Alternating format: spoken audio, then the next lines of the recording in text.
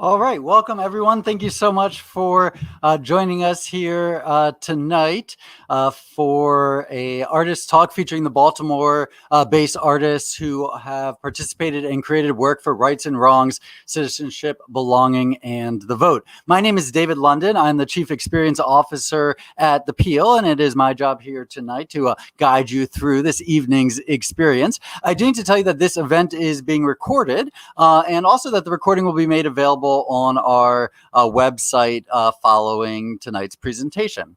I wanted to mention a few accessibility options. You will notice Brittany, one of our two ASL interpreters who are joining us this evening. Brittany will be sharing her time along with Katie as well, and they'll be trading places as the evening progresses. And we will also make the transcript of tonight's presentation available following the event. If you have any questions that come up during the evening about accessibility, you can feel free to email Robin Marquis, our accessibility coordinator, at access@thepeelcenter.org. Let's see. You will notice throughout today's presentation that in the chat panel to the right, if you're in a web-based browser, or directly below the video if you are on a tablet or a mobile device, that there's a little box labeled chat. There's already some conversations going on there. Hopefully we've resolved people having some difficulty getting in. If you have any questions or comments, or if you need any technical assistance, you can also type questions into the chat and we will do our best to get back to you. If you do need immediate technical assistance or personalized assistance, you can also email us at online@thepeelcenter.org and somebody will get back to you. You can also reach us on social media. We are at The Peel on Twitter and Facebook, and The Peel Baltimore on Instagram, and those handles are also being put into the chat presently, so feel free to reach us there or give us a shout out. Tonight's presentation will be about an hour and a half in length. Throughout the entire duration, you are welcome to type questions into the chat, and at the appropriate moment, those will be relayed to the artists who will be joining us. I know we're navigating some technical problems. Hopefully those are resolved. If anything else technical should happen, if there should be a complete meltdown in our technology, just bear with us. If that does happen, although we don't expect it to, just wait a moment, refresh the browser, and either everything will be back up and running or we will have further instructions waiting for you.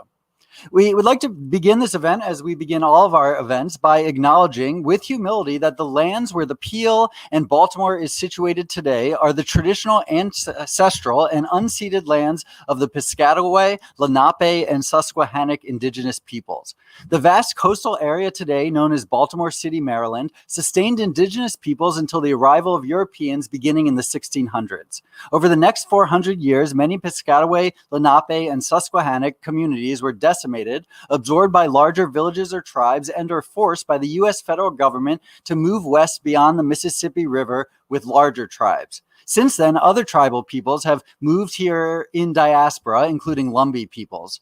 On January 9th, 2012, two tribes of Piscataway, the Piscataway Conoy tribe and the Piscataway Indian Nation, became the first tribes recognized by the state of Maryland. In 2017, the state also recognized the Accohannock Indian tribe. We acknowledge that the Peel stands on stolen lands, and I would like to acknowledge that this history was created, and give a thanks because it was adapted from an original text authored by Ryan A. Coons, Peter Dayton, and Ashley Minner of the Lumbee tribe. Rights and Wrongs, Citizenship, Belonging, and the Vote is currently installed at the Carroll Mansion, which is another historic building less than a mile from the Peel. And we've been hosting events at the Carroll Mansion as well as exhibitions for the past 18 months while the Peel has been undergoing various phases in its renovations.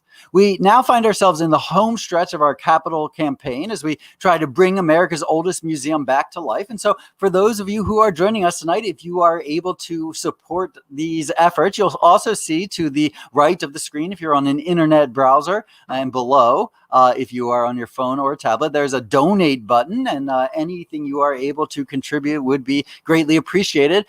One of the things we are tackling during the renovations is the Peel Garden, a beautiful garden that was set up during the 1930 renovation of the Peel. And so you'll also see a button over there that says buy a brick. And that's another way that you can support our capital campaign. If you want to buy a brick that has your name or message engraved into it, that will be installed in the Peel Garden during the final phases of renovation. I would now like to introduce who is going to be your host for the evening, Baltimore City-based artist and educator Lauren Frances Adams, who also organized the Rights and Wrongs exhibition. Her primary activity as an artist includes recent exhibitions at the Study for the Center of the American South at the University of North Carolina at Chapel Hill, Smack Mellon in Brooklyn, and a public art billboard project in downtown Pittsburgh for the Marks at 200 project. She has also taught painting at the Maryland Institute College of Art since 2012, and I can tell you from personal experience has been an incredible partner pulling together this amazing show even in the midst of a pandemic. So I will be here behind the scenes, the man behind the curtain, so to speak, and I will also pop back on should there be any technical needs, as well as at the end to say goodbye to everyone. But from this point forward, you won't see me, and I am going to hand everything over to Lauren. So thank you all so much again for being here, and enjoy the rest of the presentation. Thank you, David London. Hey, everybody. My name is Lauren Adams. I live in Baltimore, and I'm an artist and an educator. Tonight, I'm joined by three special folks who will be sharing their artworks and discussing their research and practice. Before we get started, I'm here to show some gratitude and give some context to this event. The exhibition, now on view at the Carroll Mansion, Rights and Wrongs, was created with the premise of contending with the centennial of the 19th Amendment during this year's elections. The 19th Amendment is commonly understood as giving women the right to vote, though that is decidedly not what immediately happened for all women or all people in Maryland and around our country. In fact, over the 20th century, a complicated history unfolded of inclusion and exclusion in relationship to America's participatory democracy. The central theme propelling the organization of the exhibition was a desire to be in conversation with other artists and their works on how artists can engage history, public memory, commemorative events, and working in archives for artistic inspiration. The artists in this exhibition include Stacy Kirby, Julia Kwan, Precious Lavelle, Joanne McFarlane, Gina Gwynn Palacios, Jason Patterson, and Sarah Paulson, and the three local artists joining us tonight, Antonio McAfee, Aaron Fostel, and McKinley Wallace III. These three artists made new work for the show with the intention of querying not only the centennial of the 19th Amendment, but also the personal and political dimensions of citizenship and belonging. I would like to thank the Carroll Mansion staff for hosting both the exhibition and the visitors to the show. Much gratitude also to the Peel for their work in providing space, both for the show and for tonight's event, and so much more support. Thanks to the Maryland State Arts Council and the Alston Baltimore Foundation for partial funding for this exhibition. So the show is open through December 6th, and you can visit on Saturdays and Sundays from 12 to 4. Please observe physical distancing protocols and wear a mask if you visit. A website for the exhibition is also linked here. So tonight, the artists will give a presentation on their works and projects. After the presentations, there will be a conversation between the three artists. I have some questions for them about their work, and I know they have questions for one another. You may also want to contribute thoughts or prompts for discussion, which you may do so in the chat, and we'll see how we can fold your questions into the conversation. Thank you all for joining us. Now I'm going to introduce the first presenting artist, Antonio McAfee. Antonio McAfee is a photographer. He received his BFA in fine art photography from the Corcoran College of Art and Design. Shortly after, he earned his MFA in photography from the University of Pennsylvania. He received a postgraduate diploma in arts and culture management from the University of Witwatersrand in Johannesburg, South Africa. McAfee's work addresses the complexity of representation by appropriating and manipulating photographic portraits of African Americans in the 19th century, funk and R&B musicians, and transition family members.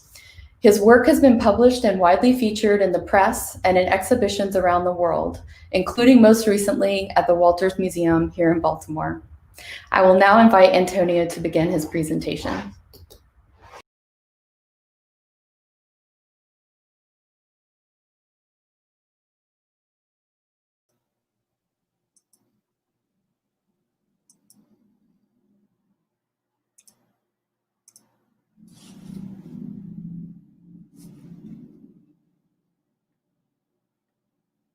Oh, great. Thank you, Lauren. Thank you, Appeal Center and David and Aaron and McKinley for everybody participating and being such a great support system for displaying my work and having a great informed context around this exhibition and this timely event. I'm going to go through some of my work that's more specifically about these pieces here. There we go. Cool. This is the first. This is the installation image of my work at the Carroll Museum. I created 4 photo transfer portraits with a question mark for this exhibition. I took photographs primarily from the exhibition American Negroes that the boys did in 1900. That's been the DNA of my work and these portraits I've been making for the past 10 years or so. And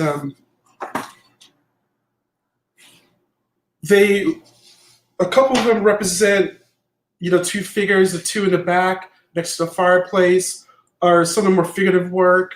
On the right, there's a portrait of my mother, which I'll go into. It shows some source imagery for that.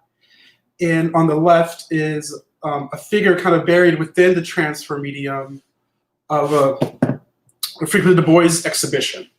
On the left, you see the smaller piece as a figure doing some of kind of an enigmatic gesture of bending back and having their arm up or a fist up. And on the right, the black and red piece, I actually kind of see that as more of a landscape or more of a detailed part of a larger body, like a skin graft or something like that. And that piece is the second one I've made that's inspired by the morning after the deluge and the evening of the deluge by Turner. I've been making these transfer pieces in which colors are emerging from darkness to kind of represent like a new phase, a crackling of an opening up of a new phase and a period. All the pieces in here, I consider them quite visceral, that would have a lot of textures and gem medium layers built up on top of these, as if they were kind of skins or grafts.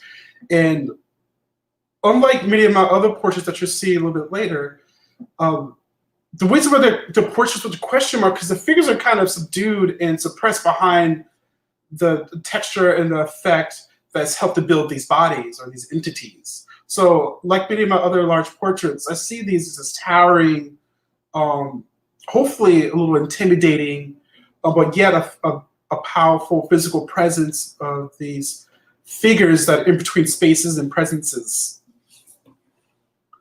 I did intentionally choose this room here. It has a yellow wallpaper with a white pattern going through. I knew my work was going to be heavy, black and white and gray.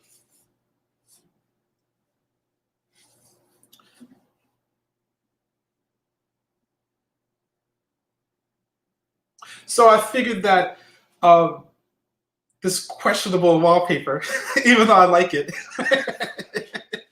will actually work pretty well with my pieces that are partly transparent. Some of it are quite opaque. Other pieces are quite solid, but I knew that it would accompany the space well. Well, the pieces, as tall as they are, and as demanding as they are, there isn't a whole lot of color in here to really compete with the room. So I actually thought it would situate itself quite nicely with the yellow and white wallpaper, plus having the fireplace there with these gorgeous windows. And it was one of the smaller rooms. Thought would help bring everything together and have more of a cohesive feel. In 1900s, Du Bois did an exhibition titled Exhibition of American Negroes, or A Small Nation of People. There's another title you'll come across, depending on what reading you may find. he chose Georgia. He was teaching at Clark Atlantic at the time, and he was invited by Congress to represent the United States in the Paris World Expo. So he did this exhibition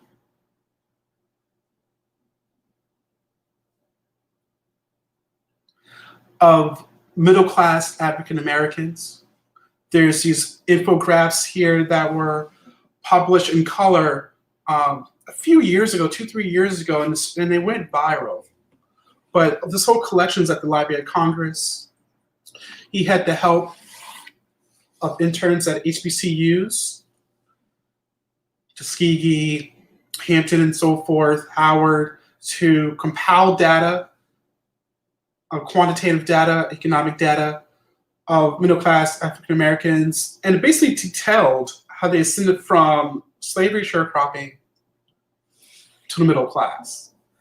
He chose Georgia because it had the largest population of African Americans in the country at the time. He also stated that it reflected the sentiments of the South, which I interpret that to mean economic and cultural hub, like kind of a new beginning for the South during Reconstruction after the Civil War. This got me on a journey of researching Reconstruction, various occupations, the political landscape, the economic landscape that was happening around this time.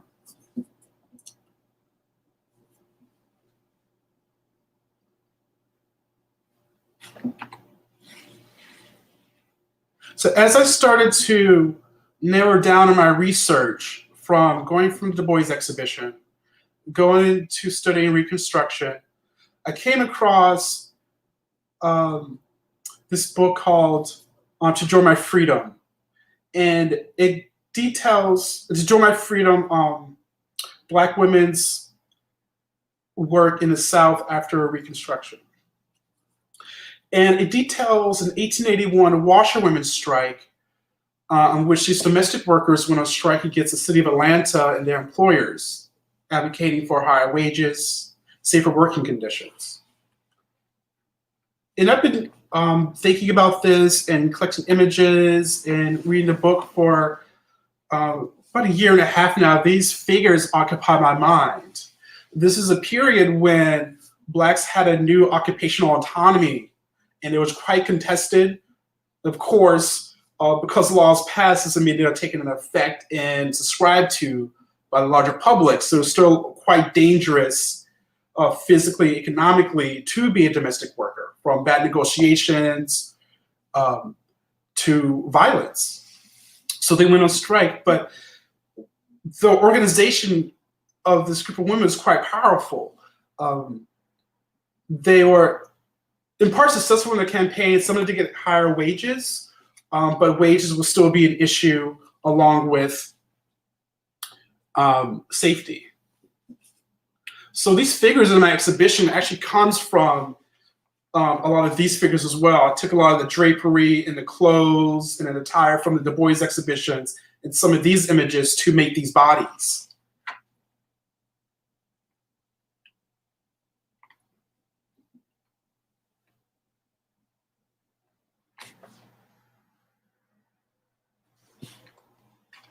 Here are some of the Du Bois figures.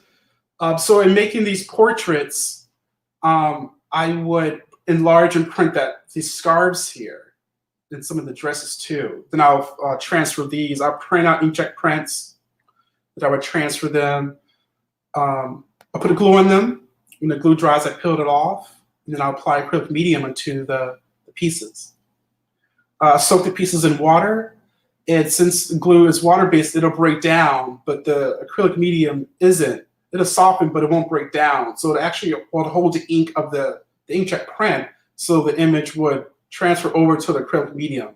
Then once it dries, I glue them onto themselves to make these larger entities. Here's some of the first iterations of the Washerwomen series I made last year at the top of the summer for my Hamiltonian show, Ordinary People.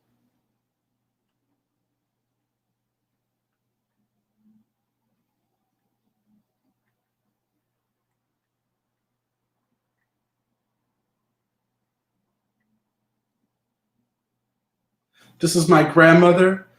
A lot of my work too, since I'm studying the washerwomen, has been incorporating a long-term research and interviews and collecting articles regarding my own family, which has roots in Emporia, Virginia, in Southern Virginia. It's about 20 minutes from North Carolina. This is my grandmother in Columbus, Georgia, who worked for the Urban League to help citizens with taxes and Social Security. She had a knack for mathematics and would start businesses subsequently after that.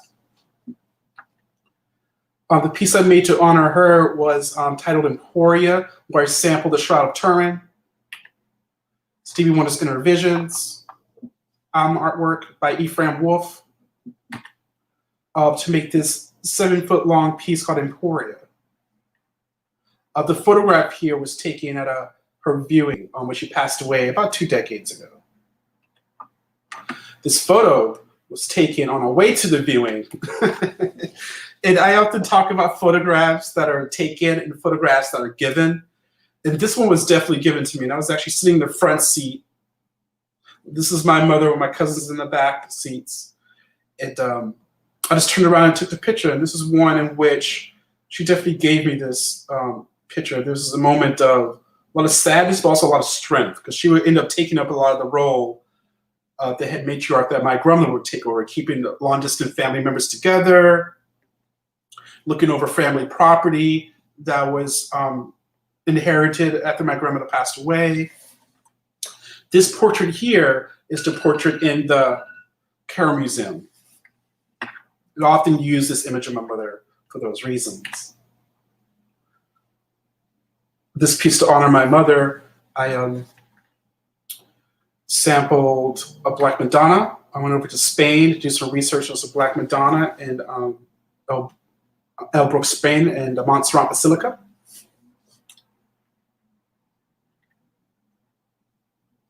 Julian of Norwich, who was a saint during the Black Plague in the UK, who would teach ordinary people the faith.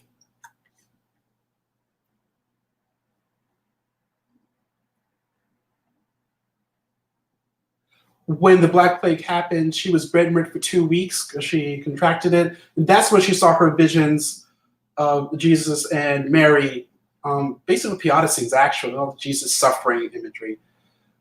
She ended up going to the convent to quarantine.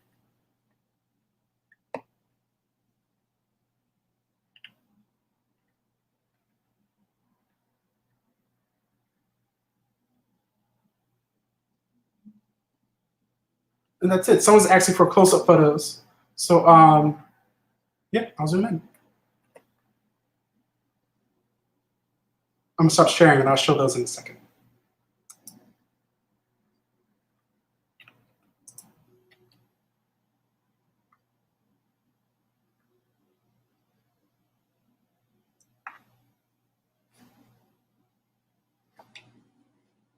These images I made on the wall were made over the summer and highly affected by the protest and the riot. So it's quite interesting talking about this work, because it's really wrapped up in a lot of emotion. I do research and such for my own work, but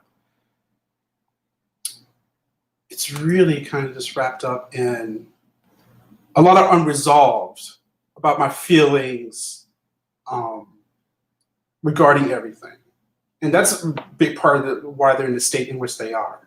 So let me find these images in which I can zoom in, and I'll.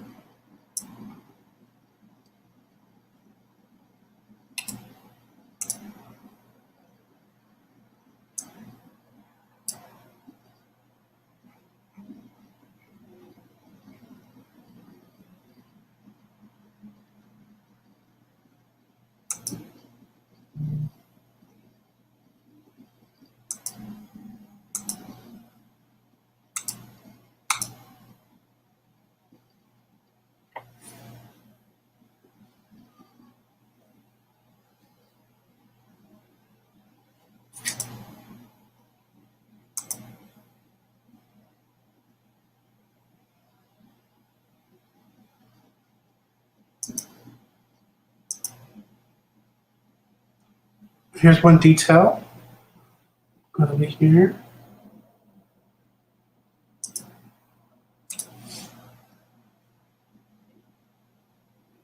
Great, thank you, Lauren.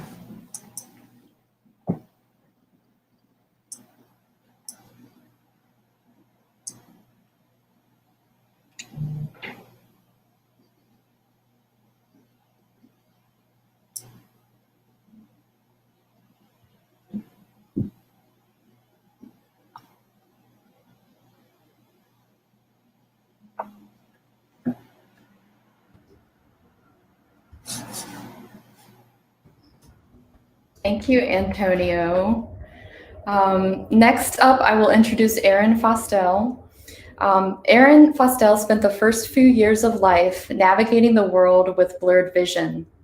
Since the moment she first wore glasses, seeing things in focus for the very first time, she has been consumed with the joy of observation and a love of drawing. In 2004, she received a BFA in drawing from the Maryland Institute College of Art. Her work has been featured in group and solo exhibitions both in the Mid-Atlantic region and nationally. She is a past winner of a Maryland State Arts Council Individual Artist Award and a Municipal Art Society of Baltimore City Travel Prize. Her drawings have been included in local and international publications, as well as private and institutional collections. Please join me in welcoming Erin Fostel. Thanks, Lauren. Let's see, I'm going to set up sharing my screen. Just bear with me for a moment.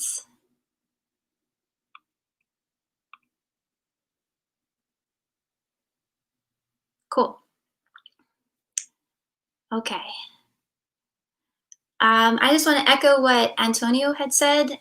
This was a really wonderful experience to have, particularly this year, to be able to be in conversation with Lauren and Antonio and McKinley as our work evolved in preparation for this show. So I was really thankful to have that to focus on, especially during this year. I structured my talk as sort of an introduction to my past work and then a discussion about the process that I went through to make the work that's in the show. And I'm going to try to pull up my notes at the same time I'm presenting. So let's see how this works. Okay. I am an artist who primarily works with charcoal. I create representational drawings using photographs as reference. I have been focusing on depicting the spaces that people occupy, both public and private.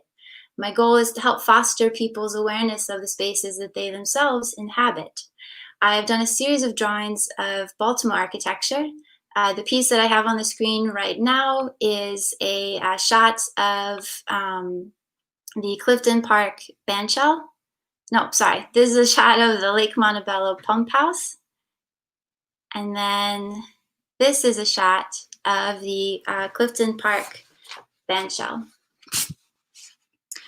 I have also been working on a series of women's bedrooms. This is an ongoing series that I have been focusing on. These are spaces that only one woman occupies, and the drawings are meant to bring awareness to the sanctuaries that women create for themselves. So here's just a few examples of that work.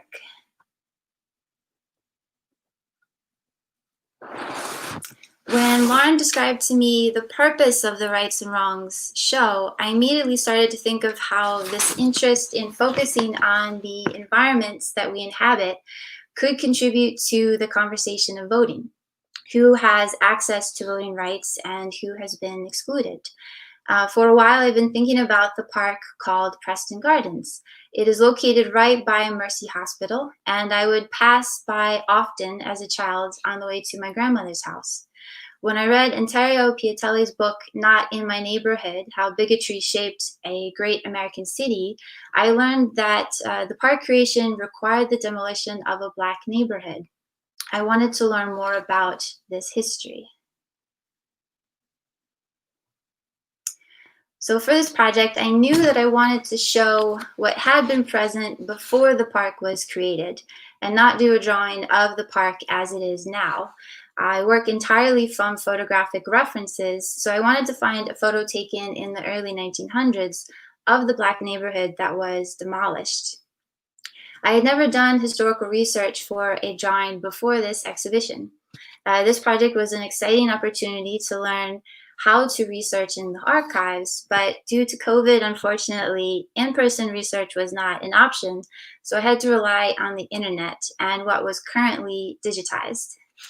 I am thankful to have been able to reach out to some local experts for assistance. Historian Eli Poussin directed me to the JHU Digital Archives for Lawrence Hall Fowler, which you can see on the screen here.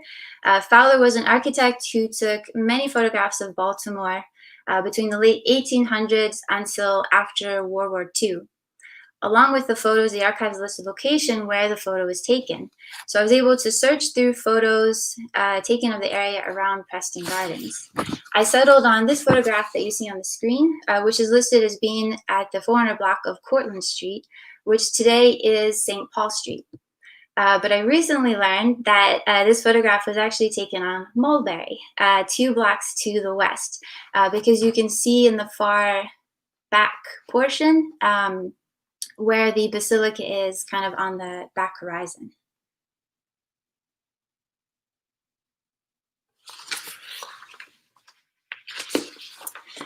As I was looking through photos, I was also reading through newspapers. I'm thankful for the help I received from artist Savannah Wood, who is also the current caretaker of the Afro-American Newspaper Archives. She directed me to the amazing digital archive of newspapers on the Enoch Pratt website. I could search through both the Afro-American newspapers and the Sun paper for any topic, and I read coverage of Preston Gardens before, during, and after its creation. James H. Preston, who's the gentleman on the screen here, was mayor of Baltimore at the time, and he was the driving force behind the creation of the park and also its namesake. As I was reading through newspapers, I got a clear picture of not only Preston's racism, but the blatant open call for segregation from the white community of Baltimore. It is around this time that Baltimore began to use zoning and covenants to impose segregation, and the building of the Preston Gardens Park could be considered the beginning of this effort, with Mayor Preston leading the way. In 1914, an ordinance was passed by the Baltimore City Council to acquire buildings that would be demolished to build the park. By 1919, the neighborhood had been razed. Shown in this slide is an Afro-American article reciting Preston's open disregard for the Black community, as well as a Sun paper article highlighting the demand for segregation.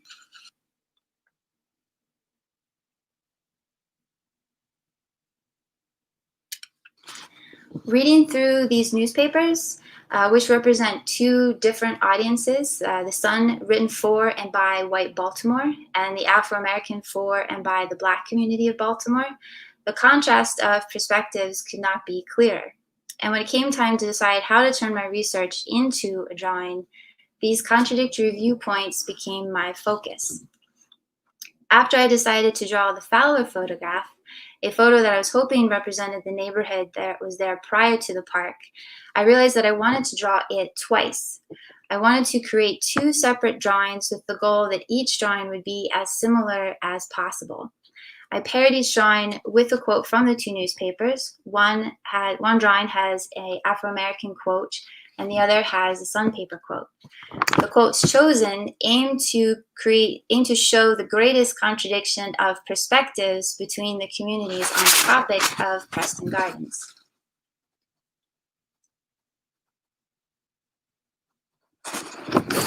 So at the bottom of this drawing, I'm not sure if it's super visible, is some text that writes out the quote that you see at the top right here.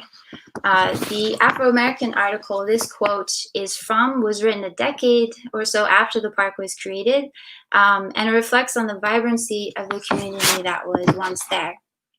So what's written at the bottom of the drawing is, when you pass through the beautiful Preston Gardens, you are passing through a section where some beautiful brown-skinned girls and chivalrous youth who glided across hardwood floors to the tune of the old-time waltz while proud matrons and fathers looked on.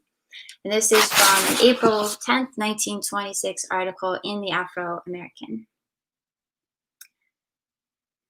And the second drawing should look almost exactly the same as the first, but at the bottom I have this quote from the Sun paper. And the Sun article that I took this quote from was written before the park was created and focuses on the loan required to pay for the project, such as the demolition costs for the neighborhood buildings.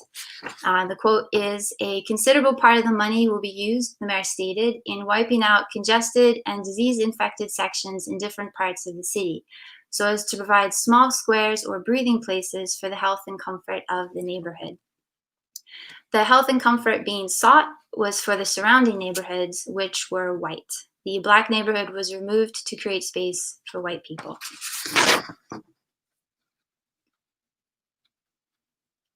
On the wall at the exhibition, next to the drawings, is a map comparison between a 1906 atlas and a current Google map. I wanted to show essentially what was there and what is there now. The 1906 atlas shows the blocks of buildings that used to be present and even has some institutions marked. An example is the Baltimore Normal School, an institution with the purpose of training Black teachers. An early location was on the corner of Old Cortland, which is now St. Paul Street, and Saratoga. It relocated and grew into the institution now called Bowie State University and is Maryland's oldest HBCU. Not listed on the map, but documented elsewhere, is that the Afro-American newspaper's headquarters were originally located at 307 St. Paul Street. The creation of the park required them to relocate as well. Several other important Black institutions were forced to move.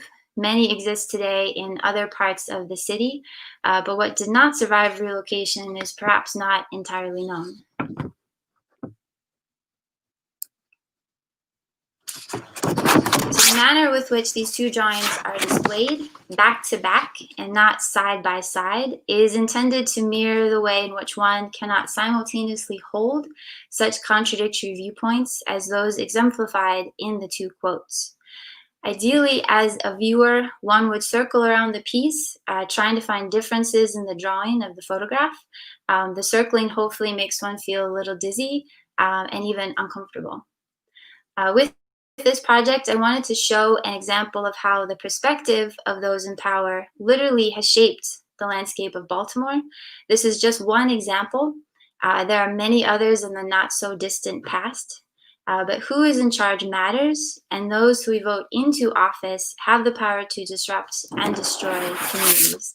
And that is what I wanted to try to bring to the exhibition, was sort of a view on the physical landscape of the city and how it is impacted by those that we vote into power. And that, you know, if you are not able to have control over who you can vote for, then you don't get a say in the world that you live in, literally. Cool. All right, so that's the end of my presentation. Thank you for listening. Thank you so much, Erin. Now I'm going to introduce McKinley Wallace III. McKinley Wallace III is a mixed media painter whose art depicts strength expounded by the oppressed and an educator dedicated to cultivating people-oriented environments that foster inclusive community building and high-quality learning. His studio work has attained both local and national attention, including numerous solo and group exhibitions regionally, nationally, and internationally. Wallace has worked as a teaching artist with Access Art Inc., Baltimore Youth Arts, and Interlochen Center for the Arts. He most recently completed a mural in the Madison Park neighborhood of West Baltimore in collaboration with several young artists and the Jubilee Arts program.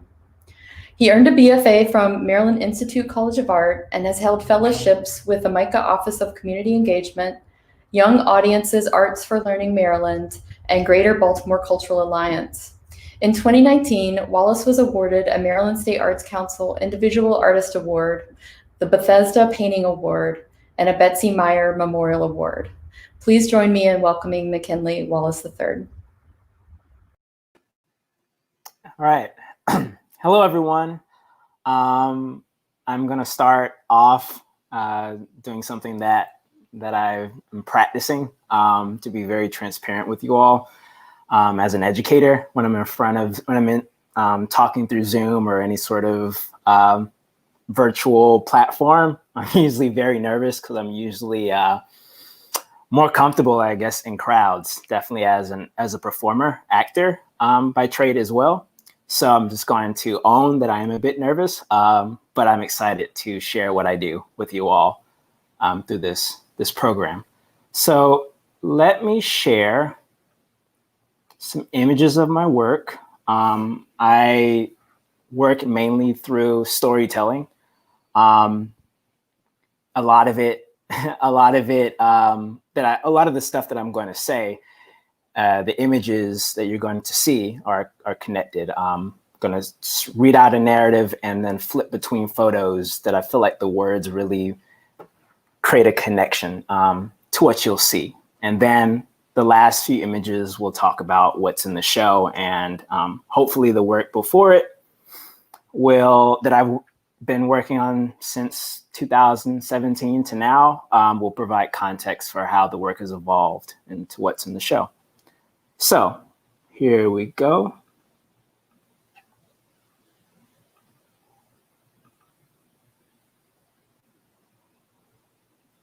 I'm gonna share. All right.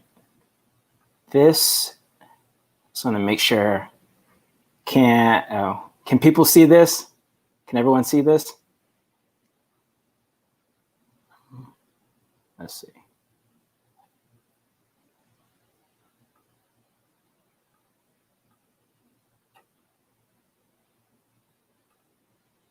Hello? Oh, can someone answer? Do you see this?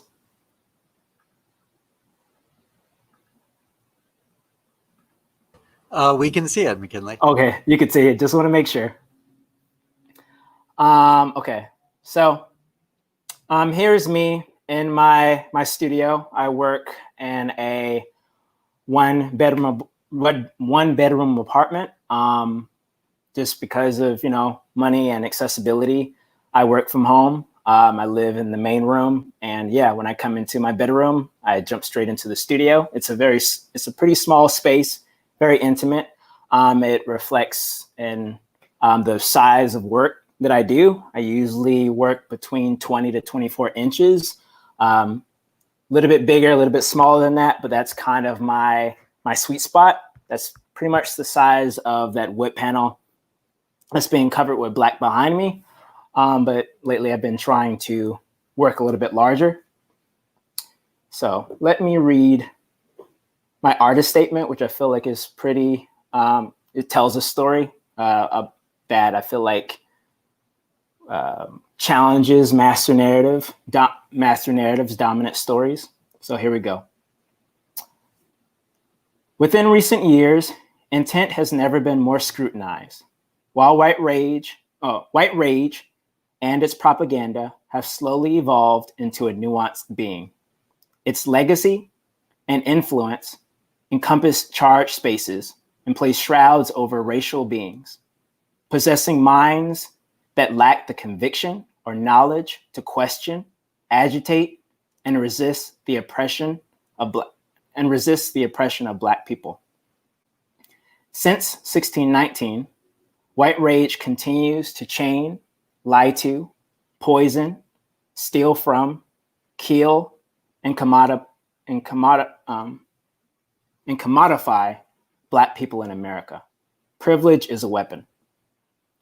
I aim to create illustrative mixed media paintings of people caught within and absent from real, site-specific places in distress. I also place individuals in and out of hard-edged Black and white zones with occasional vignettes, all used as a metaphor for segregation, defiance, and loss. My work embodies a unique strength expounded by the oppressed, a power manifested in resilient peoples determined to resist erasure and break free of master narratives. I, of a dark hue, intend to transcend powerlessness by framing explicit depictions of the humanity deprived of bodies and faces, demanding liberation from the elite in Baltimore City and beyond. So this is one of the pieces that's currently in the show. I've really been exploring work that is very descriptive, that has a lot of information, that is very much site specific, but I also am gravitating towards this sort of work that is bare bones, where there isn't much information seen. And that's interesting to me, the emptiness, the space, the thinking of what this space represents, what is not there, but also what your eyes may fill into it. Thinking of master narratives as something that dominates a lot of our culture. I remember talking to one of my students about how propaganda and things that are hidden in the things that we consume every day in media, things that do lie to us, do have a very oppressive opinion. If we see it in cartoons, we see it everywhere. And if you take all that content out in America and abroad, what's left over? All these things that kind of occupy our vision, we kind of forget like those essential elements of right and wrong, which I feel like is really connected to this show. So the focus of this person in a white space that I do see is like white spaces that Black people have occupied. The feeling of this woman, this Black woman who is alone, surrounded by this larger section where sometimes I do have Black individuals that step out of this white space and you can see them touching the edges of this surface, kind of celebrating maybe the power and history that they occupy all around different white colonial nations. So this woman just kind of like sitting in her thoughts, wondering what her next steps are. I'm very into film, watching definitely Italian cinema, the spaces and how shadows occupy spaces, referencing the person's like physical, psychological mood. They mirror, they bounce off of each other. I've really been exploring the color blue in my pieces. I feel like that is maybe in comparison to just black and white of creating this sort of segregation between the Black person being in the white space and being in the Black space and navigating through that. That segregation is clear, but the blue I feel like is an in-between those two elements. The blue, depending on the viewer, depending on the individual in the space, it changes. Blue can represent, for some, peace. It can patriotism, equality, justice. Some, particularly people of color, can see blue, officers in blue, police officers, oppressive people in uniform, individuals in uniform.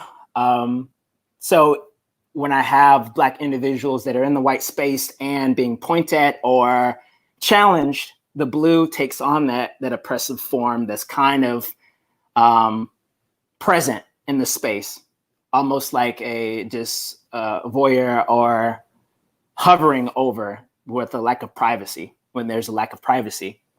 Sometimes if I have the Black individual that's standing proud in the Black space coming forward, I feel like the blue is talking about challenging, resisting, pushing forward, where it becomes something more empowering for the person of color, particularly Black people. Like previous works that I just showed when I went through my artist statement, I do go back and forth. I do create space. I do like to render spaces in great detail. It's a great exercise for me. I work like 5 works at a time. I prep a lot of my spaces this way. Sometimes I do a lot of pieces like this, maybe 4 pieces like this, and maybe 1 would be really detailed, because when you work really detailed and you start rendering a space, it becomes very draining at times because of all that labor. So having something that's a bit more loose, well, I guess I would say strict with the edges, but just more open, is definitely a breath of fresh air. So for this piece, I wanted to talk about 2 women that I learned about after talking with Lauren and being invited to participate in this exhibition. I learned about Augusta T. Chisel and Margaret Briggs Gregory Hawkins, who lived in West Baltimore on Druid Hill Avenue. I was trying to figure out before I learned about them, I was definitely thinking about, okay, my work is usually about place. It's usually about spaces that are very, very much important to me, that I have spent a lot of time in. I'm very mindful of the spaces I'm in, and being considered either the outsider, like what can I do to feel like I'm a part of the community, to feel like I have investment, a say in the community and where it goes, to make sure that I am involved and I do keep those relationships. So I was thinking about, okay, where are different places in Baltimore City that I feel like I already have a connection to. Baltimore City is known to have a lot of women who were involved in women's suffrage, particularly a lot of Black women who are forgotten in history. So I knew that since we're talking about the early 20th century, I looked into, different areas of Baltimore where there was definitely a great deal of segregation, still segregation now, but even more so at this time, of pockets where I could really focus and see, like, okay, who was there at that time around the passing of the 19th Amendment? And that's when I found out about Margaret and Augusta. And I found their homes where they did a lot of work to inform women, young women particularly, about the importance of voting, how to register, how to advocate for others to register, and also to just think about, and when we think about Black feminism, to just support all people, which mirrors itself in Black Lives Matter movement and its principles. So really thinking about the details in the buildings, I wanted to make sure that their homes were as close I wanted to draw them as close to the image as possible. I mean, of course, since there is a drawing, I'm using charcoal as a bit. It has this sort of texture to it that is just undeniable with the material, but making sure at least I am very aware of every single detail when I'm really sitting in the space and observing the bricks, observing those fences, observing the textures on the wall, the history that comes in the skin of these different buildings and how they do have a history. A lot of photos, when I was learning about Augusta and Margaret, they usually would crop the image where you saw Margaret's home, which is the center house, and you would see the edge of that house and then see the space to the right of it. But there really wasn't much of a focus on the abandoned building to the left. So when I visited this space, West Baltimore, somewhere where I spent a lot of time, I teach there. I have murals in that area. I have taught to community members, done community art. I wanted to like have a more like a broader scope of everything that exists there and the history that comes with it. This building to the left, of course, well, way back, it was occupied by someone, a family perhaps, but now it is abandoned. It does have that history and it should be recognized.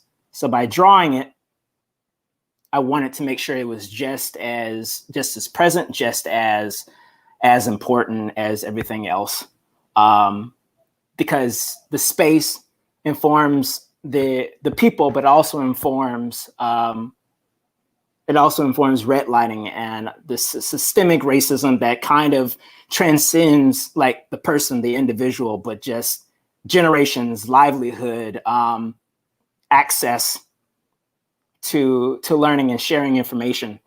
So having that sort of that history of something, of two people who are so important, who are forgotten, next to something that is definitely not well kept, and noticing that shift, where you have these women who are forgotten next to something that also is forgotten, and even people who are celebrating them don't really acknowledge through photography or through their writings, not really seeing much information about the building to the left, which was surprising.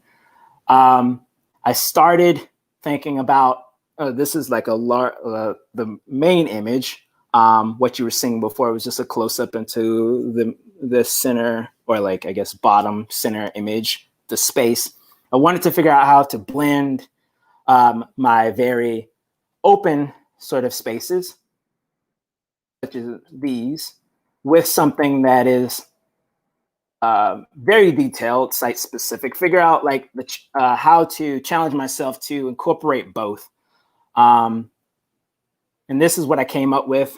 The Augusta Chisel, who is the woman who is holding a baby. Augusta Chisel didn't have children, and it's still unclear. I'm not sure who this child is, but it does carry, it does connect to generations.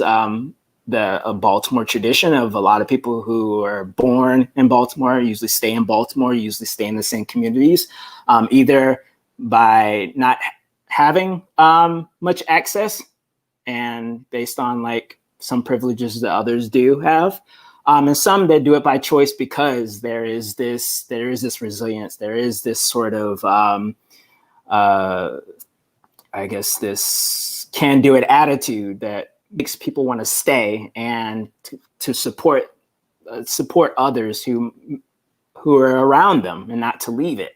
Baltimore does have that charm of wanting to stay around, which I've stayed around and been here for about 10 years now. So looking at this, wanted to frame this space within a Black space to kind of ground it in a place where I feel like that's kind of isolated, but also in that isolation representing West Baltimore as a mecca for Black excellence. And the blue that's above it, to me, I feel like in comparison to other pieces I've done, blue either can mean, police violence, or it could, or police brutality, or it can mean peace. But this one I feel like is teetering right between the two. Every time I look at it, I have different thoughts. The blue, I wanted it to be something that is calm, and make it like a spot to just compositionally rest your eyes. Even the blackness around it, somewhere that's a bit more just open. So I think just compositionally and just a common interest in blue, it naturally does that psychologically, maybe even subconsciously. But then having that sort of feeling, you look further and you start to see something in the blue sky. My interest in narrative, I like there to be slow reads, or like for the eye to slowly find new things, which is something that I feel like is really tied into film and cinematography. Like where do you want the viewer to go? Who is the audience? What you want them to see first, second, third.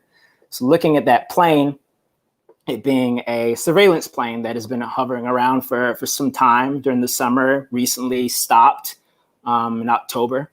But I wanted to make sure that I identified that as a plane, a surveillance plane that was approved by law enforcement to surveillance places that are known or pointed out as maybe more dangerous. than others for various reasons. So having that plane there, that lack of privacy, I felt like it provided the viewer a bit more context of the individuals. Augusta not necessarily being here at this time because some of these things around her weren't really there. That tree, that abandoned building was there, was something else. But like having that sort of through line between now and the past, and the past and the present. In context, the painting is a little bit above eye level, or traditional eye level, which it was very intentional because I wanted the viewer to have to look up at the sky, similar to my experience of seeing this building. This idea of having to look up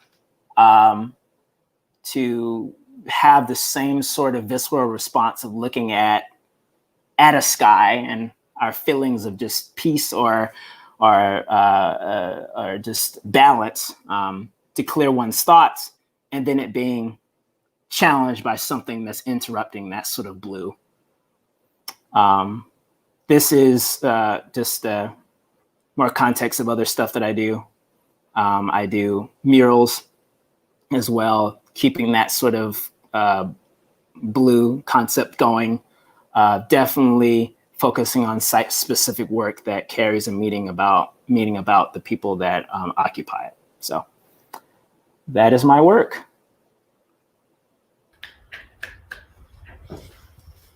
Thank you, McKinley. And thank you to all three of the artists for sharing their work tonight. Beautiful and important work. So Aaron and Antonio are going to join back here. And the next step here is to open up the conversation between the three of you.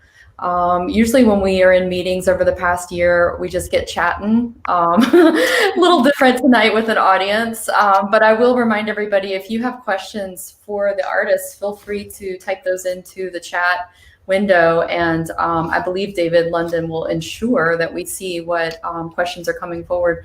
I'm kind of wondering, you three, should we stay in the present or take that through line to the past that McKinley was just talking about? Because I kind of want to either ask you about living in Baltimore, some of you being from Baltimore, and how living in the city affects your work, or if we want to talk about public memory, historical amnesia, and particularly relationship to the 19th Amendment. How's everybody feeling? What would you like to do first?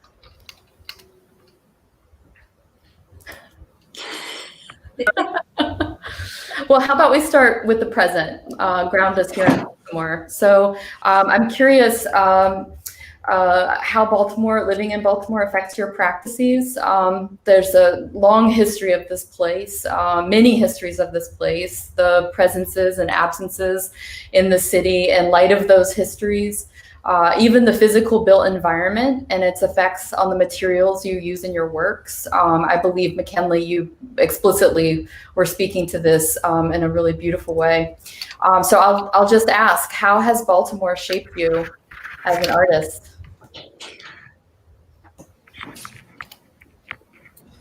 Well, I guess I'll start. I know the last time the four of us were on a phone call together, I know I had been reflecting a little bit on how last year in early 2019, I had the opportunity to leave Baltimore for a period of time of about 3 weeks, almost a month. And that was the first time that I had been outside of the city for that period of time. And the act of going and then coming back really made me really aware of the atmosphere that is in Baltimore, like what the city feels like to exist in. And being someone who's in Baltimore all the time, I think we sometimes forget like that the city has a very specific tone to it that you can feel in anything from like how the cars drive around it, how the landscape looks. McKinley was talking about how there's like abandoned, vacant buildings in certain areas in our city is filled with this visual dichotomy of a lot of absence in some neighborhoods, a lot of vacancy, and then a lot of brand new development that is, brand spanking new, and all of this stuff is side by side. And so existing in this kind of environment that has, this very visceral tone to it that is entirely based on the history of this city, which is, to be frank, it's a pretty shitty history. And that has shaped how the people feel about the city as well as the landscape of it. And as an artist who draws that landscape, who focuses on the city, I echo a lot of what he was talking about in his presentation, where there are certain things that are here that maybe one would not draw attention to, but it's really important to draw attention to the types of things that we all exist in, that we all look at and are a part of our daily, experience in our daily environment. And so that's definitely been a thing that has impacted what I would like to show and what I feel compelled to show, for sure.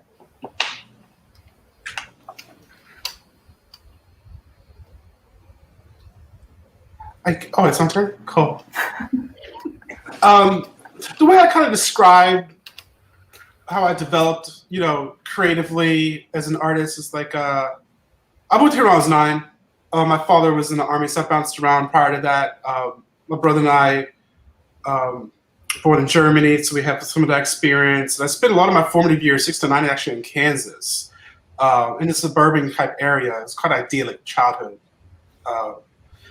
So when I came here, and I'm going to fast forward through all that stuff, I felt pretty formed. And I bring that up because my brother was a little bit younger, and he has more of the mannerisms, the way he speaks, formed by being brought up in Baltimore. But me coming from all those experiences, within a short period of time, it all kind of coalesces in my head, and I can't really let those things go. But the way I tend to think about it now is that I feel like I found art and photography here in Baltimore, more specifically Towson, where I went to high school, Carver. And I learned, the profession in the field and myself as an artist in college in DC. And I refined myself as an artist, figuring out how I wanted to make work and what I wanted to talk about in grad school in Philadelphia. Then I found a sense of urgency and a purpose in Johannesburg, South Africa, when I did grad school there. So when I came back to and that latter part didn't really start to actualize itself within my work and become much more formal to me by the time it's in Johannesburg. It has influenced my personality and my purpose in creating work. That part came actually 2 years ago. And I was in Johannesburg in 2010. So it took like 80 years. So Johannesburg's where I found like the purpose. And when I came back here in 2010, this is when I started the board's work, and I really restarted my whole practice, my whole activities. But I did continue some of the methods from grad school, as far as like the glue, the transfers, and copying images and doing facsimiles. With photography in grad school.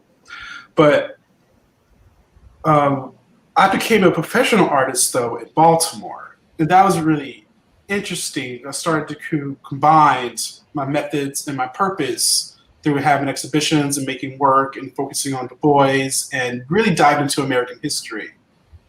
So being primarily raised in the East Coast of the United States, it's really compatible for me because there's a fluidity between the past and the present. There's a really close-knit tie. You see these old buildings done 1700s, 1600s, 1800s with the plaques and the infographics, the maps and the descriptions of the neighborhoods. And it was even clearer in DC. You know, look at the buildings, that's all European style architecture. So you see where the value is in culture and the identity comes from. And I personally think America, as strong as it is as an identity and as a culture and as a society, I do think there's an identity crisis that happened in the early period of this country where the aristocrats wanted to prove themselves to the aristocrats in Europe so much. So you have these buildings, you look at Monticello and stuff like that. It's like these Frankenstein type buildings. They have all these different architectures, stuff like that. That may not be the best source. I'm not an architect first, so excuse me if that's incorrect. But it is prevalent along the East Coast, Northeastern corridor, being so closely tied to American history. So I just see a fluidity between the present and the past, so seamless, that goes in and out of my work. And the purpose for all of that for me is how can I inform myself regarding American history, and how can I look at these narratives and perspectives that I don't have. And that's actually kind of driven me a lot in my work. Going to Africa, in college, I saw an exhibition at the African Art Museum, Smithsonian, called Body of Evidence, 2-part exhibition. And that's when I realized I knew nothing about contemporary African art. And I was like, why? So that got me to dive into there. Then I come here where I'm now, is like looking at American history through experiences of Black women. So a lot of my work, as far as like the research goes, it's rooted in me learning more, and I'm sharing what I learned with everybody else. So I'm not necessarily a historian or anything like that. I'm more of a fanboy of history that wants to share what he learns, which is a tendency in teaching and tendency in DJing that I have, you know, just sharing what I have. But also having the confidence to share and being upfront that I don't know everything. And a big part of this is the learning curve. And me showing the work is getting feedback from others and participating in exhibitions like this, or going to historical societies, or talking to artists or the scholars to inform myself. So I see a lot of my work in shows as offerings, like here's what I have gained and learned, and here's my articulation of those experiences through these pieces. Then that opens up the conversation. Pierre Hugo, who did the piece Ghost in the Shell, he has an Art 21, and one of his lines in Art 21, he's like one of these non-studio artists, which is really interesting, but he talks about exhibitions being the beginning and not the end. And that was very, very helpful for me to alleviate a lot of pressure when I have exhibitions, but also to figure out the point of having exhibitions too. This isn't to let go of any kind of responsibility regarding refinement and quality regarding the content and the pieces, but it's like, it's more about, there's a whole nother life this work is going to have, and a whole experience I'm going to have through sharing this work that is just going to develop and grow even further as well. So, yeah, I'll just end there. So yeah, I'll be pretty brief, like, because I mentioned some of this stuff in my presentation. Growing up, I'm from South Florida, West Palm Beach.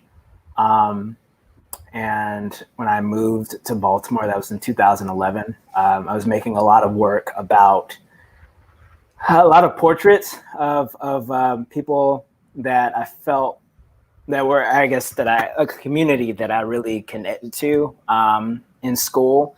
There would be, and they were usually pretty light, not really any sort of, not really challenging anyone is like a nice visual to have in your home. But I remember, like, I did a piece in 2012 about like me being a Black man and talking about my connection, you know, growing up or feeling my feelings, positive feelings mainly, about seeing like a Black president.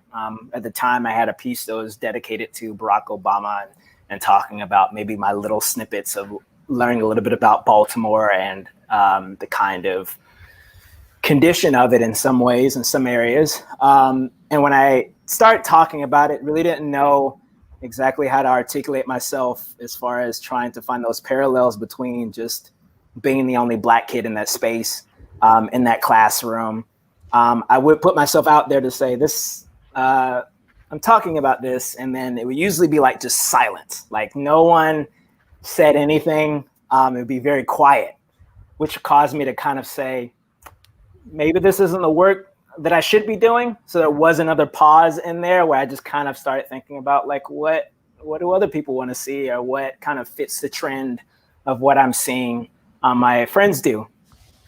But in 2015, definitely around the time of Freddie Gray and his death, being literally a mile away from Pennsylvania Avenue, it was another resurgence of, oh, I should definitely talk about this. It's definitely important. It's definitely meaningful.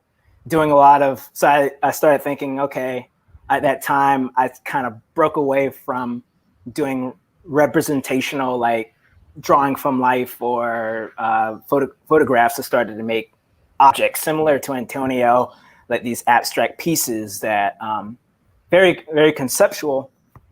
And I remember bringing it to one of my students, like as an educator, when you're with middle school youth. And I remember showing it to them, and it was hard for me to figure out how to articulate it to like a middle school youth about what I was doing. But I was spending so much time, so many days with young ones. So I started thinking about, how can I talk about something that's about what's going on, but in a digestible way that by looking at it, it can be easily understood. It can kind of start a conversation, and narrative definitely lends itself into that.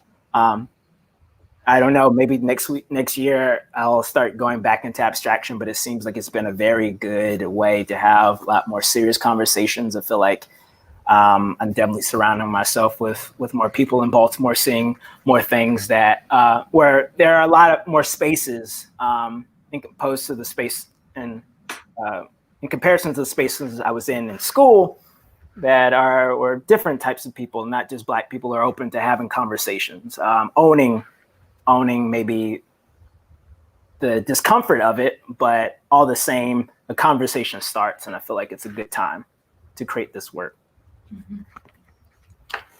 Can I respond to things that both Antonio and McKinley just said? Go for it. I think Antonio was talking about the process of, making work from research is like a constant kind of thing. Like it's, I guess I don't want to say it as like there's like a finite end, but like the concept of making work for an exhibition, like that's not the end of it. The exhibition is maybe just like the facilitation of like a conversation to happen. And that's what McKinley is talking about in terms of, making work and having these conversations. And McKinley was talking specifically about like making, I guess, content digestible, like presenting, these ideas in a way that people can interpret or can like take what you mean from it. And I know when I was working on the piece, like since this was the first time that I worked on anything from the archives, like having both of your voices present as I was creating this work was like astronomical in me being able to handle the project, because it's a big responsibility to go back into the archives and go back into history and try to make something that represents what you're reading. But knowing that like what I was doing didn't have to be, like an end all be all, but like a portion of a conversation, facilitating some kind of conversation. Those two things are like, I think, really important when we talk about art that is based off of like history, based off of archival research. So I just wanted to like throw that in there into the conversation, and to give thanks to the both of you for, providing so much support to me while I was trying to figure out how to do this particular project, as well as Lauren, who was an amazing facilitator for the whole thing. Hi, everyone. I just wanted to chime in really quick and make sure that we took the time in our next 10 minutes to get to some of the questions that have come in through our viewers watching on the Peel website. I think I got 6 questions here, and we got 8 minutes left, which means that for each question, we got 1 minute to answer if we're going to get all of them. A question from McKinley came in from Kirk at BOPA. Has McKinley, or can McKinley, have you created and patented your blue? That was the question. That would be really awesome. But actually, it's a blue that I got from Home Depot called Perfect Sky. So color matching a clear sky, and I use it all the time. So great, thank you so much, and thank you for being concise on that. We have a question for Aaron also from Kirk at Bopa. He said, "I think Erin has traveled to Japan. What can we expect in her future work that is directly influenced or connected to that trip, rather than books, movies, or media, if any?" I'm not sure yet. That trip was the first time I've been able to do something like that. The first time I've been able to spend a chunk of time in another country and in another culture. So I think it's slowly seeping its way into what I'm working on now, but I don't think I know fully like how it will present itself until probably, much later in the work. Great, thank you. Let's keep moving through these questions I think can be answered quickly, and then we're going to come back to a question that is for everyone that I think is going to take us to the very end here. This next question we will do from George Sissel to Lauren, and he wanted to know what was the coherence that you saw among or between these 3 extraordinary artists' practices? Thank you for the question, esteemed George Sissel. I've known of Erin and Antonio's work for a really long time, and McKinley's work is newer to me. I've seen it in person before. I reached out to you, McKinley, over a year ago. I think it was August of 2019. Seems like a really long time ago. I think it isn't so much that I even knew if, like Erin, that you had ever worked from an archive, or McKinley that you had, except seeing in your work the potential that an interest in the textures. I mean, not just literally the material textures, but also the lived stories and the nuances of how you work with images. I think both of you work with representation and really specific kinds of ways with a kind of attention to detail that's, I find, very important, that brings me in closer to your work. Conversely, Antonio, it's interesting, your visceral works, I think you called them, and even the holding on to the word portraiture when you talk about your work, because your work can be very abstract. And I was really just thinking about, in terms of the 3 of you, how you represent and what you represent, and that you would be all open to being on this journey, particularly with kind of tussling with the responsibilities and ethics of being an artist in archives. As Erin said, we were kind of stunted with that because of the pandemic, and we had to do a lot of work instead that was online and kind of supporting one another collaboratively in ways that maybe we wouldn't have if things haven't been kind of so different since March. But essentially, I think, George, the coherence is already these artists are working with an affinity for looking closely at history, thinking carefully, like with care, literally, a sensitivity to detail, and a predisposition to kind of thinking of history as a collaborator, but with a strong lens as artists of doing your own kind of work to establish your vision, your voice, your perspective. Thank you so much. I want to take a stab at this real quick. So I've been thinking a little bit about this. So I see like Erin's work, it's like the 2 sides of the conversations, the coin, 2 sides of the coins. It could be a little too literal. There's, and seeing how communities are built from there, the kind of conversation dialogue that happens either with each other or not, then I think of that it's like, if that was a McKinley painting, then maybe the figures will be like back to back, but having separate conversations. And I feel like he's more present. He's more like the one side of the conversation and talk about their experiences in this vein. And I like to think about myself as like, maybe we can go inside the body and the mind. Because I made these works where like things were burning in the streets, and I couldn't not make these things and remind me that things were burning. So I didn't want to make things and make these figures that looked like they were tortured to make kind of like tragedy porn, but I really couldn't shake like this unresolved ness in my feelings and what was happening and things I was seeing. So I think it was like Aaron's like the double-sided coin in the past, McKinley's like the one-sided conversation more present, and I tend to think myself as a little bit more internal, like inside the body that these people are talking about and depicting. Aaron and McKinley. Mm-hmm. All right, we are rapidly approaching 8 o'clock.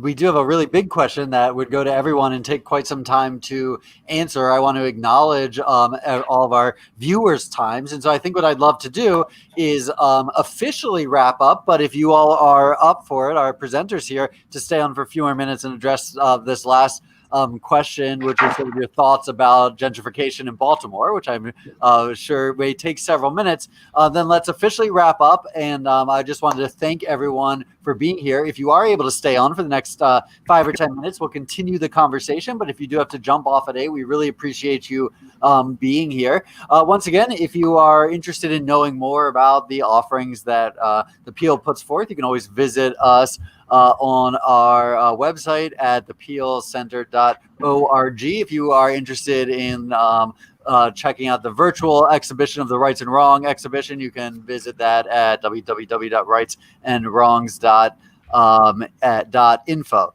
I also know that we've had a few complications with our closed captioning. So for anybody who is looking for closed captioning, we will be posting a full transcript of the talk tonight, as well as a recording of the talk with new captions burned into them, available on YouTube, and that you can find on the Peel's website on the event page for this specific event. So once again, we thank you all for being here. If you're able to stick around, please do so, and we will address this last question. And thank you, Lauren. Thank you, Antonio. Thank you, Aaron and McKinley. And thank you to our interpreters, Katie and Britt. We really appreciate you being here, as well as Amber. All right, so let's get to this last question, which might take us rather deep, and I hope that it does. The question is for everyone from Layden, who said really amazing work and conversations.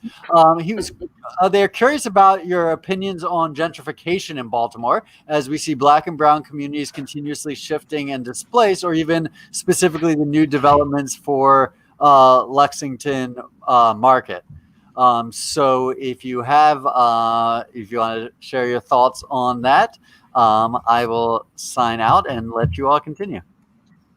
We're just going to close out with a softball question for you all.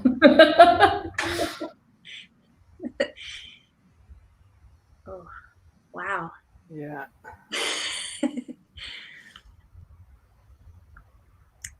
I mean, I don't know if I've ever answered this question so directly. I know I've been in conversations about gentrification, and I've witnessed, I've attended a lot of community meetings where, developers show up and they talk about the projects that they want to do to renovate, an old building or a vacant building into something new. And I definitely think it's a conversation that we have not figured out how to have well. And we do not put the right focus on things like, that's a really tough question to tackle. I don't know. Maybe someone else should start talking right now. Otherwise I'll just start babbling. Yeah, it also, I agree, a very complicated question. For some, it's definitely an opportunity when it comes to a lot of vacant buildings and being able to buy homes for, well, at least used to be, I don't know if still there is, but dirt cheap prices to kind of like renovate spaces and to start to fill up zones that maybe haven't been occupied for some time. But seeing people leave their homes and seeing things get torn down, and a lot of communities where I spend my time, like in West Baltimore, it sucks. Like looking at some homes that are really spaces that are really beautiful. A lot of the research that we do or we look at, I mean, sometimes you really have to dig to find it. And if you can't find it online, you can kind of hear that story in the neighborhood and ask questions. But if a lot of the people begin to leave those spaces and you can't really learn about it online, or get like that, the right perspective instead of it being like within the master narrative, we begin to lose that perspective because everyone's starting to be pushed out. So yeah. Was the question about gentrification? I was answering another question in the chat, and I think you answered it. Was it about gentrification, about points? Okay, cool. Well, yeah, I second all those sentiments, but I actually hope to participate. So I can do my own advocacy within that realm. So actually hoping to buy property, get some people in there, get some subsidized housing. I live in artist subsidized housing now. It's been remarkably generous during this whole year. So I just hope to have the capital and the information and the empathy to actually participate and help people become self-sufficient. Of all classes, every class. So that's my goal. Yeah, I know a lot of conversations on gentrification also talk about like community land ownership. So the opportunity for a community to buy a property that's in, like down the street or on the block. I definitely think that would be a really wonderful option for a lot of neighborhoods, especially in Baltimore. And I would love for there to be the economic opportunity for that to happen. Especially in Baltimore, like a lot of the buildings that tend to be, in these gentrification projects, they've been left derelict to the point where to renovate them has astronomical costs. And only certain people have, access to the capital that's required in order to do the renovations to make these spaces livable.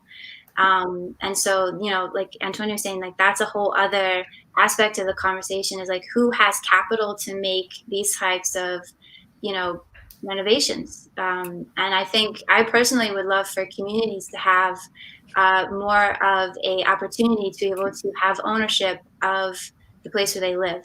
And a lot of times the communities that are being gentrified are communities where they don't own the property. And so, they don't have access to those rights. And like, that's shit that's been happening throughout like a long history of that. And it's sad that in 2020, we're still in that position today. But, that conversation might be towards like, how do you get banks to have more of a soul maybe? Like, how do you get them to, want to place that value in the hands of community members and not in the hands of developers?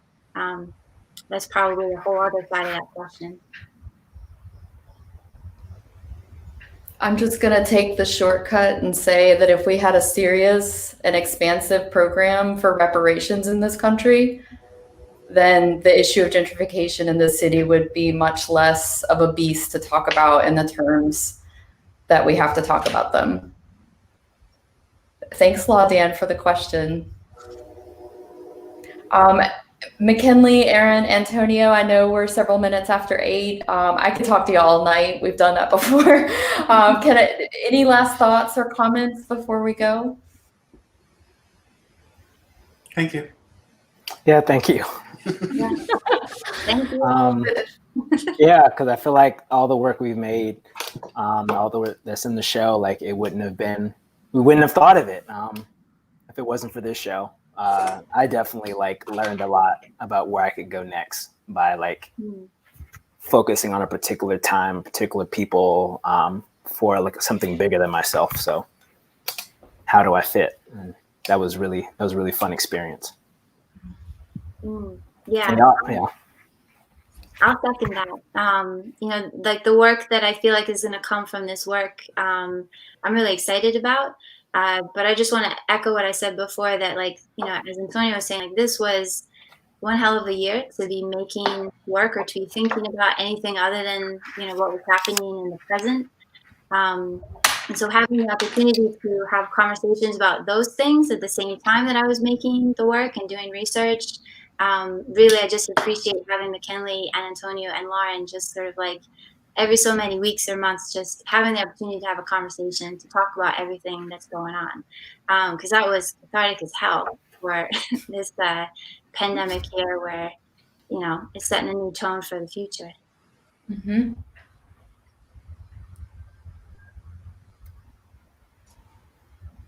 Great. Well, from everyone at the Peel, thank all of you once again for sharing your incredible work with us and with the public on display still at Carroll Mansion through December. Thank you, Lauren, for all the work you put into organizing the exhibition as well as tonight's event. And to everyone who is watching, thank you all so much once again for being here.